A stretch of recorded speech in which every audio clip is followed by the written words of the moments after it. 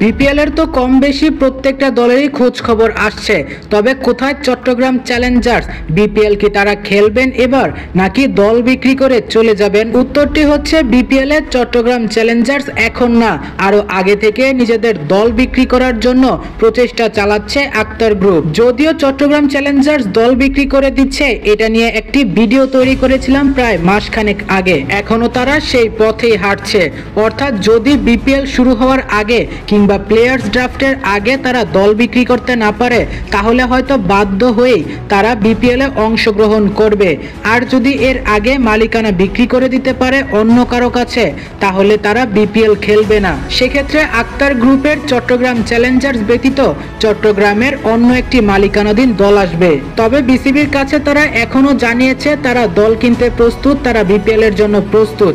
অর্থাৎ তারা যদি মালিকানা না পায় তাহলে বিপিএল খেলবে, আর যদি মালিকানা পেয়ে যায় অর্থাৎ বিক্রি করে ফেলতে পারে, তাহলে তারা আর বিপিএল খেলবে না।